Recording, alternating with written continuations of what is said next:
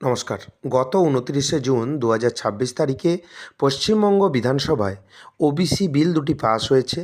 এই ওবিসি বিলের full details কী রয়েছে এবং সেই সঙ্গে আপনি এই ভিডিওতে জানতে পারবেন কোন কোন সম্প্রদায়কে ওবিসির তালিকার বাইরে রাখা হয়েছে এবং ওবিসির যে সংরক্ষণের শতাংশ কত পার্সেন্ট থেকে কত পার্সেন্ট করা হয়েছে এবং সেই সঙ্গে আপনি জানতে পারবেন যারা বর্তমানে ওবিসি সার্টিফিকেট নিয়ে চাকরি করছেন তাদের কি সমস্যা হতে পারে না তাদের কোনো রক্ষা কবচ দেওয়া হয়েছে।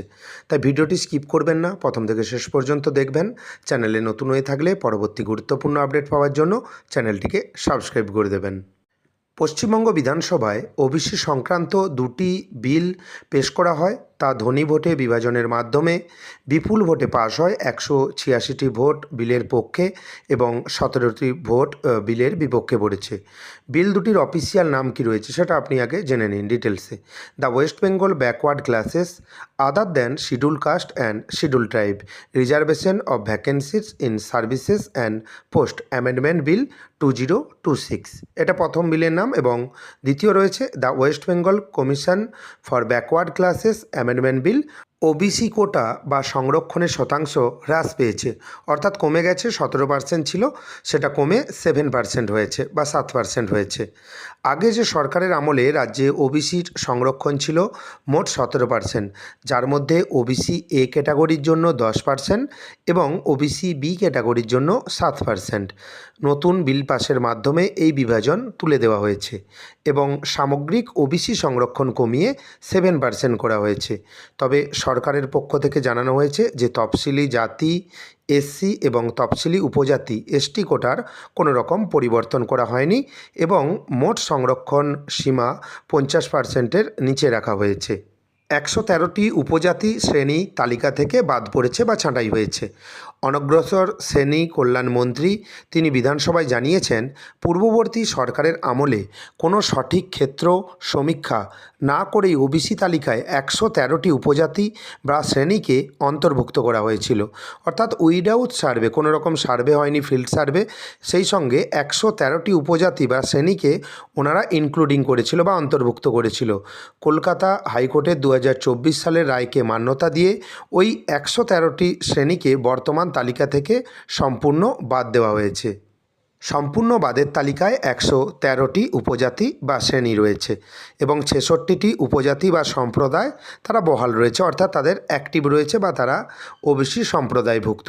নতুন সংশোধনী অনুযায়ী 2010 সালের আগে বিভিন্ন সঠিক সমীক্ষার ভিত্তিতে যে 66টি উপজাতি বা উপশ্রেণী ওবিসি তালিকায় অন্তর্ভুক্ত ছিল, শুধুমাত্র তাদেরকেই বহাল রাখা হয়েছে। ওই 66টি সম্প্রদায়ের মধ্যে 54টি হিন্দু সম্প্রদায় এবং 12টি মুসলিম সম্প্রদায় রয়েছে, যারা এখন থেকে রাজ্যে 7% সংরক্ষণের সুবিধা পাবেন। আশা করি আপনি বুঝতে পেরেছেন যে কোন সম্প্রদায়কে বহাল রাখা হয়েছে এবং কোন সম্প্রদায়কে বাতিল রাখা হয়েছে এবং কোন কোন সম্প্রদায় কত পার্সেন্ট সংরক্ষণ পাবেন।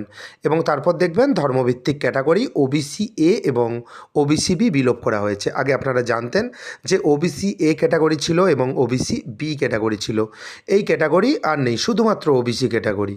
আগে ওবিসি সম্প্রদায়কে ওবিসি এ মোর ব্যাকওয়ার্ড, মূলত মুসলিম সম্প্রদায়ভুক্ত, এবং ওবিসি বি ব্যাকওয়ার্ড ক্যাটাগরিতে ভাগ করা ছিল। নতুন বিলের মাধ্যমে এই ধর্মভিত্তিক ও বিশেষ উপক্যাটাগরি বিভাজন ব্যবস্থা বাতিল করে সমস্ত বৈধ ওবিসি সম্প্রদায়কে একটি একক কাঠামোর অধীনে আনা হয়েছে। অনগ্রসর শ্রেণী কমিশনকে অর্থাৎ ব্যাকওয়ার্ড ক্লাসেস কমিশনকে ক্ষমতা বৃদ্ধি করা হয়েছে এবং 1993 সালের মূল অনগ্রসর শ্রেণী কমিশন আইনটি সংশোধন করে কমিশনকে পুনরায় কেন্দ্রীয় ভূমিকা ও স্বতন্ত্র দেওয়া হয়েছে। নতুন অন্তর্ভুক্তি কী রয়েছে? ওবিসি তালিকায় কোনো জাতিকে যুক্ত করতে হলে কমিশন প্রথমে সমীক্ষা ও তদন্ত করবে। কমিশনের সুপারিশের ভিত্তিতেই একমাত্র রাজ্য সরকার নতুন কোনো সম্প্রদায়কে তালিকায় অন্তর্ভুক্ত করার বিষয়টি বিবেচনা করতে পারবেন। এবং অভিযোগ দায়ের, কোনো সম্প্রদায়ের অন্তর্ভুক্তি বা বাদ পড়া নিয়ে সাধারণ নাগরিকরা কমিশনে আবেদন বা অভিযোগ জানাতে পারবেন।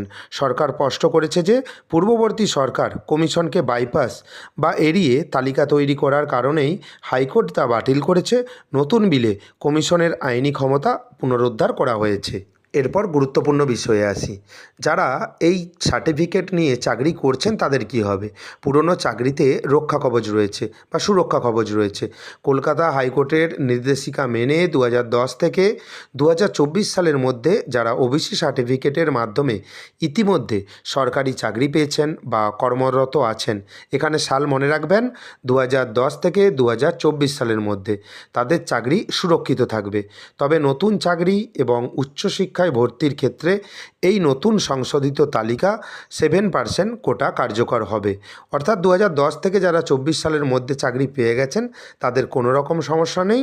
বর্তমানে যারা উচ্চশিক্ষায় ভর্তি হবেন এবং যারা সরকারি চাকরি ফর্ম ফিল আপ করেছেন বা সরকারি চাকরি পাবেন, তারা 7% কোটার কার্যকর হবে। যারা এখনও পর্যন্ত ওবিসি সার্টিফিকেট রিভ্যালিডেশন করেননি, অনলাইনের মাধ্যমে আপনারা রিভ্যালিডেশনের আবেদন করে দেবেন এবং সেই সম্বন্ধে ভিডিও আমার চ্যানেলে রয়েছে, তাই চ্যানেলটিকে সাবস্ক্রাইব করে রাখবেন পরবর্তী গুরুত্বপূর্ণ আপডেট পাওয়ার জন্য।